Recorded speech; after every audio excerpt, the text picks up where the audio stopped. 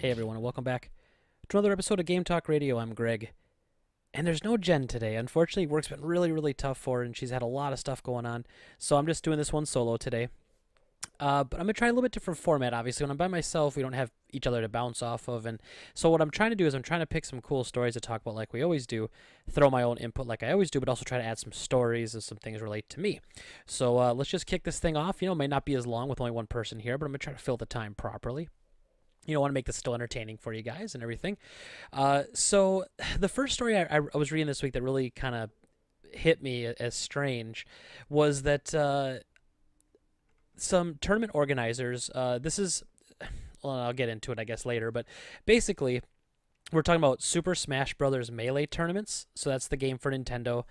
GameCube, where it's like a fighting game with all the Nintendo characters. And Smash Brothers is often not regarded as a real fighting game. It's kind of funny. A lot of people who play fighting games like Street Fighter, Tekken, Mortal Kombat look at a game like Smash Brothers and they don't think that it's an actual fighting game. But there's no doubt that the Smash Brothers community is huge. Like it's really impressive, like how many people are very dedicated to it. And I'll be the first to admit, I used to try to organize gaming tournaments back in the day when I first opened Game Trade, and the Smash Brothers tournaments always had plenty of people to play. The other fighting games, everyone was always split up. Like a third of the people wanted to play Street Fighter, a third wanted to play Tekken, and a third wanted to play like Marvel vs. Capcom. So it was actually always kind of frustrating organizing a tournament. Now Smash Brothers also has different versions and people split up between them, but Melee is most highly regarded, probably as the most popular one for tournament play. So this is what I thought was kind of strange. So 5 tournament organizers have come together. So these are the people that run like the 5 biggest tournaments in the US for Smash Brothers. They've come together to make like a unified rule set.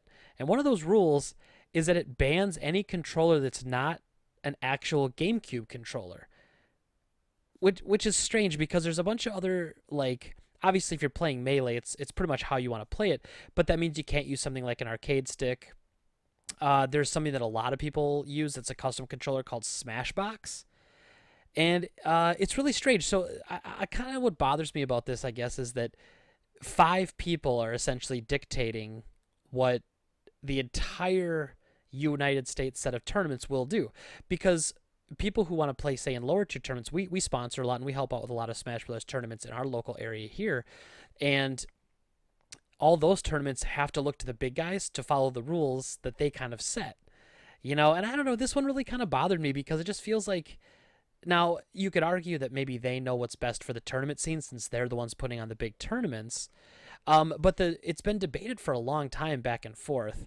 And, like, one of the biggest guys in the Smash community, I guess his name's Jabali. I'll be honest, I don't know a lot of these guys. But he supported it. And he had fought against it for a long time. And they are working at like one of the lower tournaments. They want to talk about testing it with different things to see if there's an advantage to using different controllers. But I don't know. I just feel like it shouldn't be up to them to decide what controller you could use. Unless there's some sort of hacking advantage. Obviously, you can't use like a modded controller or some sort of cheating controller. But I've seen people at tournaments talk about having an official GameCube controller that they've done something to like make the buttons respond faster. Like, I don't know if I want to say it was some sort of, like, there was something in it that, oh god, I wish I could remember now. But I've listened to people talk about how they've modified their controllers so that they get like faster smash hits and stuff like that. And I think what this more goes to, in my opinion, and I hate to be so negative about it, but what I think this really goes to is kind of how irritating and whiny the fighting game community can be. And I say that as a member of the fighting game community. So I'm a tournament level Tekken player, and I really enjoy that game a lot. I love playing in tournaments, but when I was trying to organize tournaments, it just seemed like everybody always had a problem. And no matter how you set it up or what you try to do to make it right or to make everybody happy, you can't. And it's really frustrating because, once you finally fix everything, then someone else will have a problem to complain about. And it just seems like this was maybe a problem that didn't need to be fixed. And sometimes with controllers, you do have issues at tournaments. For instance, when you go to, I went to a big tournament. They don't run this tournament anymore. The guy who ran it actually was from the Appleton area. His name is Keats, and he's really big in the fighting game scene. In fact, he now works at Iron Galaxy, and I believe they're in charge of the more of the Killer Instinct game for Xbox One. So he went from being a tournament organizer and actually an EB Games assistant manager. He went from those things to working on games because he was such a big had such a big understanding of it. Well, anyway, he hosted a tournament a few years ago called UFGT in Chicago. It stood for the Ultimate Fighting Game Tournament. And I remember there they had specific rules. Like when you played in a PS3 tournament, you couldn't bring your own wireless controller. Or if you did, you had to make sure that you were not synced up at the end of your match. Because what you'd have is somebody would accidentally hit their controller and it would do something to the old system you had just played on. So there's always has to be some sort of rules when it comes to controllers and things based on what people will do and make mistakes and like, oops, I synced up my controller to the wrong system and now I just paused the game on someone else's tournament in the middle of a match, and there can be issues. But this one seems kind of strange. Now, if this custom controller Smashbox, if this is actually, I'm going to look this up real quick because I've actually never seen one of these before. So, okay, so the Smashbox looks like an arcade stick if it was designed by like a 5-year-old. So it's got arcade buttons. So instead of a D-pad, you've got 4 big circle buttons. And then instead of an analog stick, you've got 4 big red buttons. And instead of a C stick, you have 4 yellow buttons. I don't know how this is comfortable for people, but that's okay. That's a whole other story. So anyway, if there's some sort of advantage to that, that's not fair, I agree with it. You got to get out of there. The idea of a tournament is everything has to be fair. When you take certain games like Halo, for instance, the reason Halo made such a great tournament game was because it's balanced. A lot of the times, if you have a game that isn't consistent in its level design and its weapons and characters, you can't make a tournament based off of that unless you make a whole bunch of rules that players typically come up with to restrict it so that it can be like a level playing field. So that stuff gets kind of irritating sometimes, but I think the fighting game community in general, this is like a good time for me to kind of get this off my chest. The fighting game community in general is just kind of can be a real pain. And not even just so much at tournaments, but me and a few people were trying to build the fighting game community up in Green Bay and Appleton. And we had actually talked to a local bowling alley that was going to let us use one of their meeting rooms. And they weren't going to charge us for the meeting room as long as everybody there just had some food and had some drinks. That's an amazing deal. Now, they weren't using the meeting room, but for us, it was great. So every week we'd get together, we'd haul TVs down their systems. And for a while, we'd get, 15 to 20 people. And that was honestly pretty perfect. And then what we started to have doing was people weren't buying food, and they were bringing in their own drinks and complaining about it. And all I could think to myself was, I mean, all you gotta do is have like $5 to do this every week. Like, what's $5, but people would complain about it. So then, because no one was buying food, we had to actually start charging people $5 for the venue fee. We had to say, hey, give us all $5, and then we would order food for basically everybody. That's how we kind of got around the rule. And we were trying to make that work, and people complained about that. And when I was running tournaments, and again, you can see I'm a little slighted by this, but when I was running tournaments, you would have some people that would say, oh, well, I'm not going to drive all the way to Green Bay for a tournament if the prize is only $50. And I'm like, okay, I guess I understand that. But then that same person would complain, what, it's more than $5 to get into a tournament? I don't want to do that. And it's like, well, how are you going to have a high prize pool if you don't have an entry fee to get in, So it was just really, really weird. And I remember someone saying at a Smash Brothers tournament one time that that they couldn't go to the tournament because they couldn't afford to drive there, and they lived about 15 minutes away. And I guess I'll just never understand that. I was always working when I was younger, and I'm not saying that like younger generation doesn't work, yada yada, not saying anything like that. But when like I was in high school, I had a job in middle school and high school the whole time, so I always had enough money for my car. Like I could always gas it up and go. Like I never had that, oh come on, like my friends begging me to go somewhere and be like, oh I can't, unless you got $5 for the gas tank. I mean, never did that. And gas was a lot cheaper back then. Like $5 was like, I don't know, a quarter tank back then, if not half a tank, sometimes about a quarter tank. And, but anyway, I just never understood that. And so then you have to worry about those people. So then you've got people arguing that, well, I'm not going to drive to your tournament if I can't get guaranteed at least a $500 prize pool. Okay. But then that guy basically will go to a tournament. I've seen this personally in tournaments I've helped with. He'll go to a tournament and he'll ask the people playing if he can pay his fee to get into the tournament when he wins. So he's banking on winning because he came there with no money.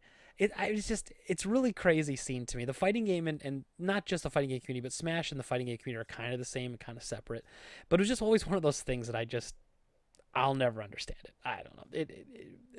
It's full of really selfish, annoying people, and there are obviously really good people doing it too. But my experience with it was really negative. The people that compete in the tournaments and the people that everyone who tried to organize it seemed great because they all seemed like fighting game people that wanted to make it better, and unfortunately, the people are what inevitably end up ruining it, which I guess happens in a lot of things.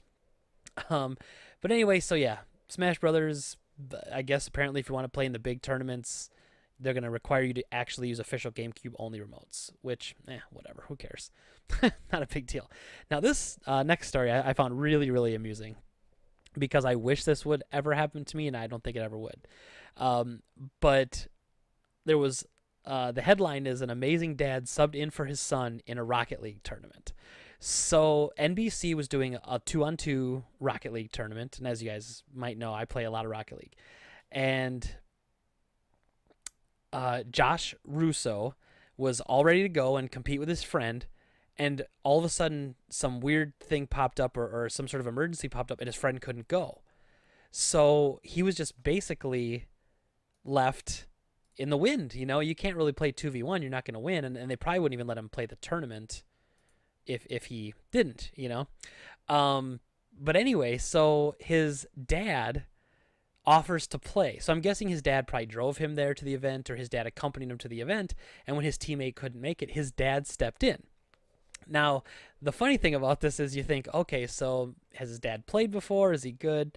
And no, he had never played before. So as somebody who plays a lot of Rocket League, imagine you're good at a game, whatever it is, Rocket League, Call of Duty, whatever, and then your only teammate is a person who's never touched the controller before. And so he's learning how to drive forward and backward and jump and maybe see what turbo is, learning how to hit the ball, just hit it, and you're trying to win a tournament. And I'm sad to report that they did not win the tournament, but I guess his dad even scored a goal, and like a lot of people, it turned into kind of this cool, wholesome meme. And it just was a really kind of a neat story, like he got to play with his dad. I mean, he was probably upset his partner couldn't go, and like you would be if you were trying to compete in a tournament and trying to win. But how cool is that his dad stepped up and did that? Like, when I think of my dad's kind of like he's like a, I don't know how to say this without sounding stupid, but like he's like a man's man, right? So he's like, I go outside, I go hunting, fishing, I chop firewood, like I'm an outdoorsman, I don't cry, that sort of thing. And I love my dad. My dad's great, and he's awesome. But that he's like a man's man. He never do that. Well, when I was a kid, I remember playing a lot of Mike Tyson's Punch-Out on the Nintendo. We got our Nintendo for Christmas one year. My mom and dad got it for us. I'm not quite sure why. But they did, and it was a great gift. Don't know where the idea came from. I'm sure we were begging for it, most likely. And we got a Nintendo, and I remember getting Mike Tyson's Punch-Out somewhere along the lines. Don't know where we got it, but I was playing it and playing. I love that game. I've played a lot of Mike Tyson's Punch-Out. I love it. And I remember he would come upstairs. He'd say, guy, come on, you got to go outside. You can't be playing on this game all day. Much like many dads would say. Nothing strange there. So, our faces droop, and we just kind of sink our heads down, and we're like, oh, I got to go outside and play. Oh. So we go outside, and we're throwing a football around for 10 minutes. It's fall time, and it's like, it's cold out here. Let's throw a football. Let's do this. This is all boring. Okay, it's been a half hour. Let's just go back inside, right? Well, I go upstairs, and the door is locked to, like, my brother's room. I'm like, why my brother's, he's not home. Why is his door locked?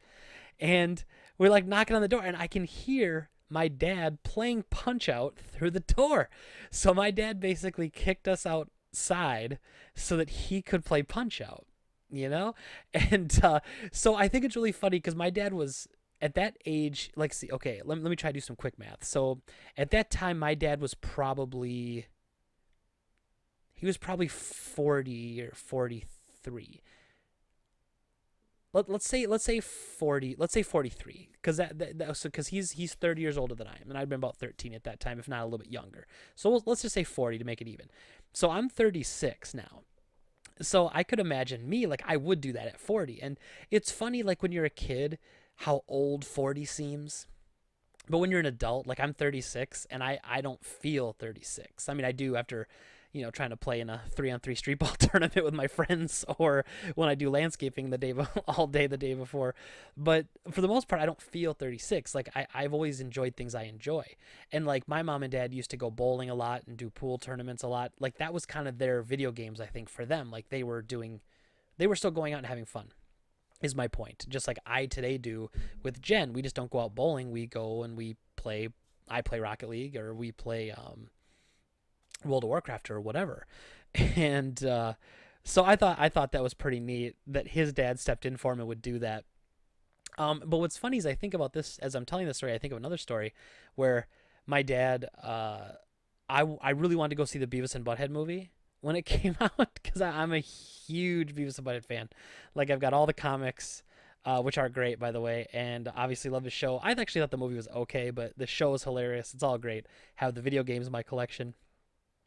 And I remember he came with me, and he actually watched the movie with me, which sometimes if you're listening to this and you're an adult and you don't have kids, like I don't have any kids, and I don't know if I ever will, but like I think of that and I wonder what he was thinking, because if I did that, I would be thinking, I don't want my son to do this alone, or I might have been doing it to spend some time with him. Like maybe I can connect with my son if I show him I'm interested in the things he's interested in. Maybe that's what my dad was doing. And he suffers from, if I could be so blunt, like social anxiety. It's just when he was growing up and when he was a young adult, they didn't have that. We didn't call it that back then. So like when he goes to parties, he doesn't like being there. He'd rather be at home. He'd rather be out in the woods hunting by himself. That's just that's okay. That's his thing. But it's a neat way to like look at his perspective, I think, on something. Like you get to see. As an adult now, I get to look back and see, since I'm roughly the same age he was while he was doing these things, like where my motivation would have been and where his motivation probably was. And it's neat because you always just kind of picture your parents as your parents, and it's hard to picture them as like people, and as like see my dad as a man as opposed to seeing him as my dad. And but anyway, so he would never play Rocket League with me, even if I begged him, probably. But I'll tell you one final story about my dad, and then I'll move on. But this is kind of funny because obviously I'm the owner of Game Trade. If you don't know, I own my own video game store, which has been open about 6.5 years now. And I worked at GameStop for 11 years before that, opened up Game Trade. So I've been selling video games for almost 20 years of my life, which is ridiculous. Like 18, 19 years, 17, 18 years been doing this. And so I remember we had this really candid moment. Like he was helping me out. We moved the store next door from where we were to where we are now, just one space over in a bigger space, a nicer space.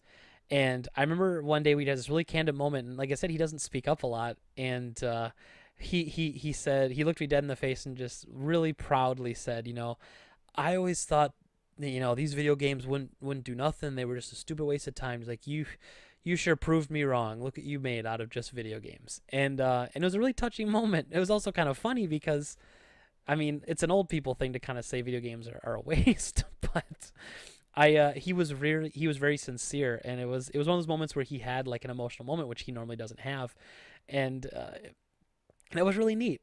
I thought that was pretty cool, and he I don't know, he felt like he needed to tell me that.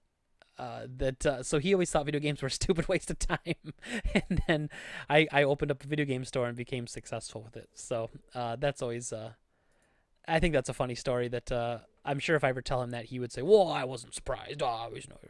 That's my dad's." But I thought that was funny that about how he was like so surprised but also so sincere about it, like he came to this realization one day that he's like, wow, video games can be something big or something, but anyway, so let's see, we got 2 stories left. So the next one that kind of caught my eye, which actually was related to the fighting game tournaments we were talking about a little bit earlier, was that EVO, which is the world's biggest fighting game tournament. It happens, I think it's usually in July. It's out in LA. I think it's out in California somewhere, and it's huge. Like they have tens of thousands of people watching and in attendance and competing. I mean, it's awesome. It's a huge event, and it's a big deal. They have it in like stadiums. Like it's crazy. And so they have a slight rule change And they're gonna now allow coaching, which I don't know why, but I'm just. It sounds really stupid to me that in a fighting game it'd be coaching. I can to me I guess it feels like a fighting game is something that's it's you versus somebody else. So to have a coach there who's gonna be like screaming in your ear the whole time, I think well one that'd be really irritating to me. It would just kind of piss me off.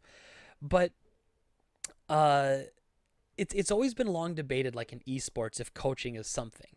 Before and after a match, you can always do whatever you want, but during a match has always been kind of like that.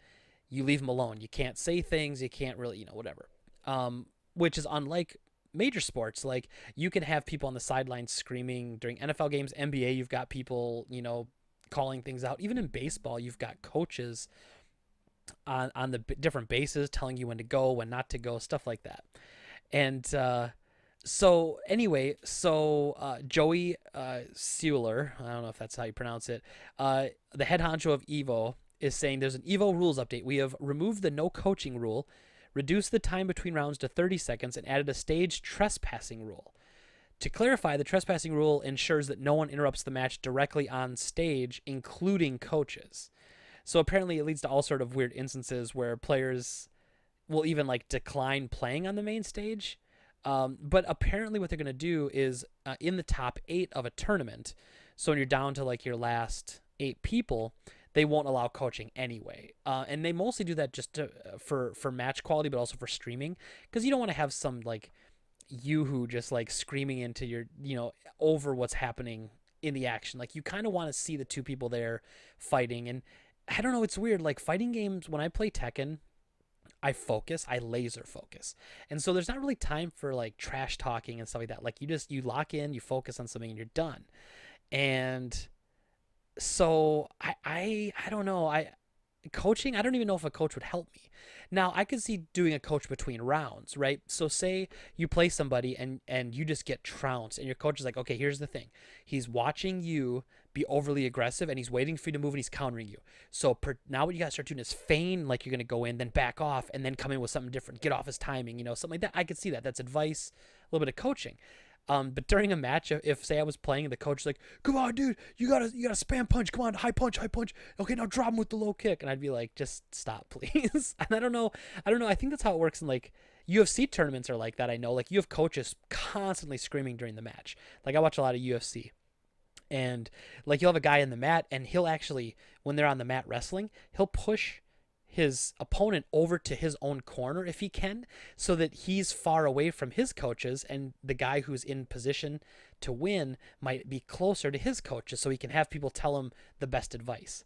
And so it's kind of strange, but that works. It's obviously a big part of that sport. So now you think like, would that work in a fighting game? I don't know. I think the rounds are almost too short.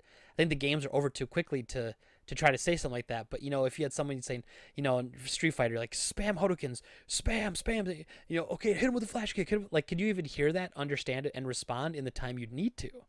It's not like when UFC they're wrestling on the ground and they might have him in position and he's laying on him and he's holding him down, and then he's got his coach saying, okay, now work the body, just get a little more time. Same with boxing, I guess. But yeah, so coaching is going to become a thing, I guess, in esports as well.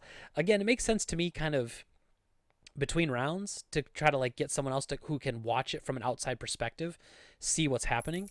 But in a fighting game, you're kind of already in an outside perspective because you see your character. So if you're playing in the match, I can't imagine there's anything else that a coach would see that you yourself hadn't been seeing, right? Maybe, yes, possibly. I don't know. Well, anyway, I just thought it was funny that they're debating having coaches around for esports. So yeah, coaches. Gotta make sure I'm still recording here because my cat just stepped on the keyboard. So yeah, coaches, whatever. And then the main story of the night, which isn't really that big of a story, but it's going to lead into something I'm a little more irritated with as of late. But we have Middle Earth: Shadow of War. So that's the sequel to Middle Earth: Shadows of Mordor, which I actually think is an outstanding game. Love Shadows of Mordor. It was very, very good, so I highly recommend you go play it if you haven't. It's Lord of the Rings with the combat engine of Batman and free roaming and climbing of Assassin's Creed. All very good things. So Shadow of War is coming out. Looks really good. Very excited for it. And then this article comes out. So they just make this announcement just the other day. Middle-earth Shadow of War lets you pay real money for better gear.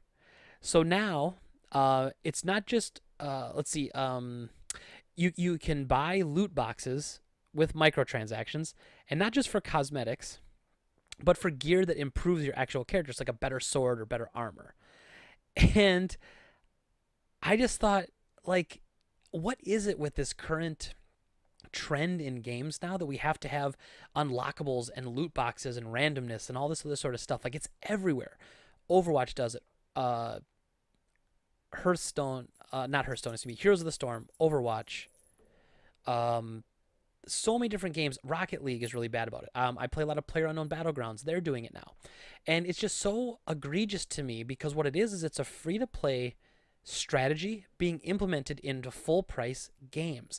So, like, a lot of this started way back in the day with stuff like Farmville, right? So Farmville and all those stupid app games, it's a free-to-play game, but as you're playing it, man, I could speed time up, I could get better items, I could get more crops, I could do all this other stuff if I pay real world money. Well, to me, you don't have to do that, but you can. It's a choice. So, and you didn't pay anything for the game, so it's fine. When it comes to a game like this, you're gonna drop $60 on, and then they're also having the option of, oh, by the way, you can also spend more money. It really kind of irritates me. Most recently in Rocket League, what they do is when you randomly after you win or lose a match, you have a chance to randomly get a crate that could have possibly new items in it. Now, to be fair to Rocket League, none of those items improve your performance or how you can play the game. It's all cosmetic. It's just for looks. Okay, but they give you these crates, and I go, oh, cool, I'm going to open this crate, see what I can get. Oh, to open crates, you got to have a key. Oh, to have a key, you have to buy a key. I'm like, what? So I already paid for this game. Technically, I paid for it twice. I already paid for this game, and now you want to squeeze more money out of me just to get cosmetic items. Now, I understand if you want to just have a store and say, hey, do you want to buy this cool rocket trail? It's 50 cents. Okay, I'm cool with that. But to buy keys to get random chance to get something I want, it's like they're purposely making it random to keep stringing you along, basically. Now, my friend Brandon, who I play Rocket League 2s with a lot, he spent almost $50 on keys already, he said to me earlier today.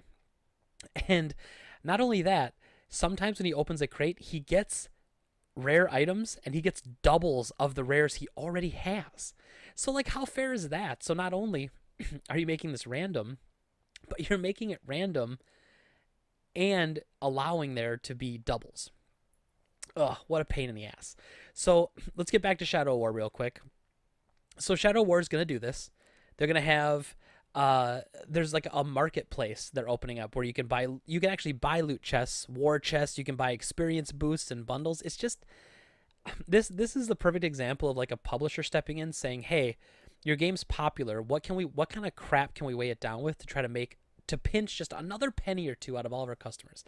And I know it's going to sound really weird, but I think part of the problem with gaming today is every game that comes out is trying to make it so that everyone keeps playing their game forever. Why would you want to play a game forever? You know, like as consumers, like they're trying to get us to stay as long as we can playing their one stupid game. Why don't they just take and make another game and let us play another game that they make? But what they do is they take a game that they know is popular and they try to just milk it. And it's so incredibly frustrating to me. This is like an old strategy from the casinos way back in the day.